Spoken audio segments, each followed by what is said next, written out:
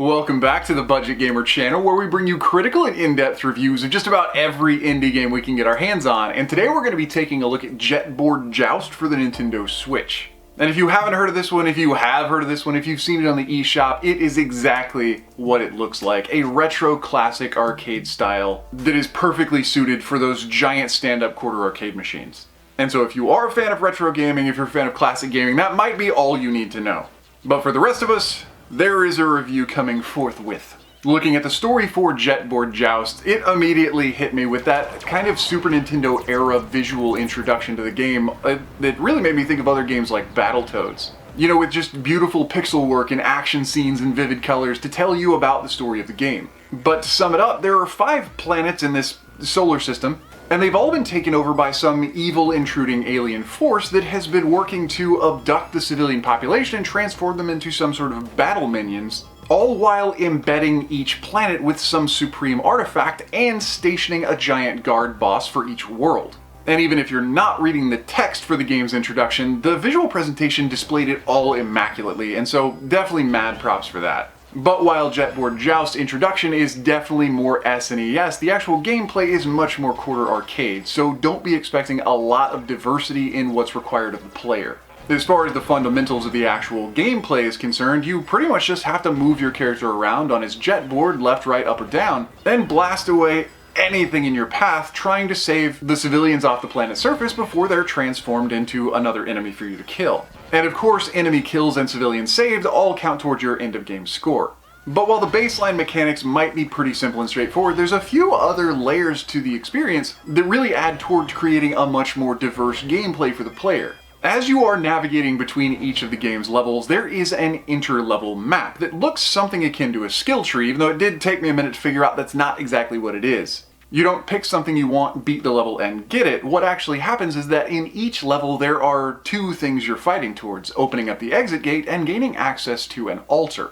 If you choose to use the exit gate, you can move on to the next level, but if you choose to activate the altar by shooting it or touching it, it will spawn a mid-boss after all of the other enemies in the level have been destroyed. Defeating said mid-boss and any other minions it may have brought with you will open up the altar and get you access to whatever it was that you picked for that level. Whether that be an additional weapon, a weapon upgrade, an upgrade to your board, more money, or potentially even an incredibly valuable extra life.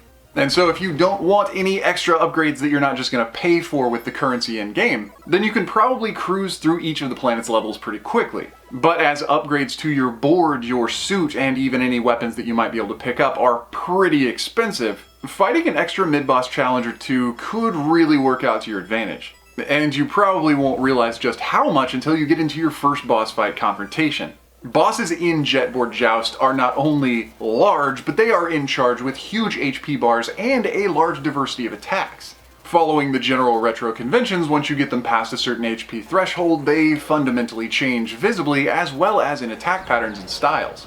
And so while the general combat of point and shoot aren't really too terribly difficult, understanding, memorizing, and adapting to bosses' attack patterns between each level are definitely things that are going to waste a few of those extra lives you may have picked up. Thankfully though, in-game random drops are pretty prevalent. There are lots of minor health refills, major health refills, refills to your joust ability, which is pretty much your very limited special attack that only increases in number as you upgrade your board.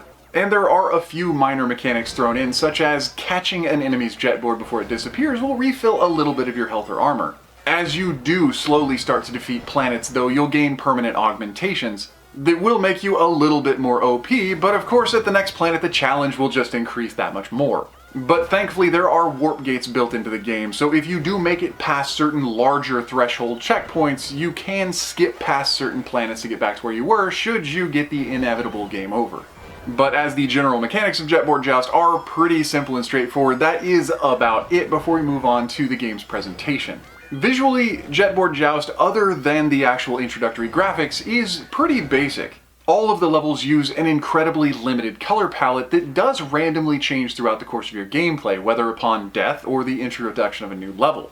And while most of the gameplay is pretty much the same for every level through the entire duration of the gameplay sans boss fights, changing up the color palette on a semi-random basis actually was a pretty good way to make the gameplay seem a little bit more diverse.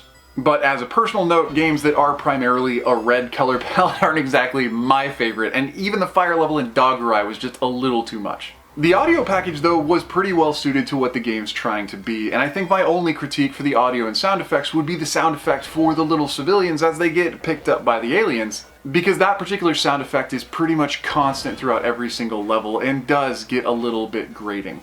Other than that, though, different weapons and different enemies have different sound effects, and overall the chiptune music is pretty driving and suitable to the combat. But there are a few things, moving into the critiques portion of the review, that a player might want to know before diving into Jetboard Joust. And first and foremost is something that I've already mentioned, which is the diversity of the gameplay itself.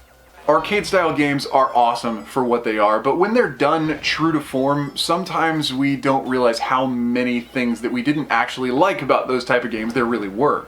Because everybody remembers their past fondly. And that aspect was brought forward in Jetboard Joust with just the lack of diversity in gameplay. You will be moving right or left through an endlessly looped environment trying to shoot down enemies and then move into the next level where you'll do the exact same thing. And this will be repeated about 15 times per world for a total of 5 worlds. And so while you might have the ability to use different weapons, while you will encounter different enemies, essentially the gameplay is the same. So if you're intending to play Jetboard Joust in smaller bouts, it'll probably be much more manageable, but if you want to sit down and cruise through the entire game in between maybe 3 and 4 hours, you might start to notice a good bit of repetition. The other thing might be the difficulty level of the game. Jetboard Joust is fast-paced, and there are some difficult portions, such as learning to adapt to certain boss attack patterns. But overall, it's really not that difficult. Other than that, though, while the difficulty curve isn't very high, it is pretty well balanced, so overall there's really not much to critique about Jetboard Joust. There is a lot to do as far as upgrading your character, your board, or your weapons. And the idea of navigating through somewhat like a skill tree for each level was a really cool innovation. But based on what you've seen and heard here, it's going to be up to you to decide if Jetboard Joust is right for you as a player.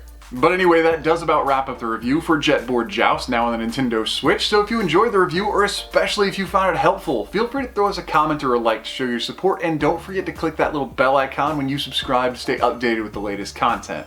Because as you can see, there are new and unique indie games coming out literally every single day. And so whether it's an easy hard pass or an absolutely unforgettable gem, because we are one of the only YouTube channels that exclusively focuses on smaller indie titles, chances are you're gonna find out about it right here. But anyway, this has been The Budget Gamers. As always, thanks for watching.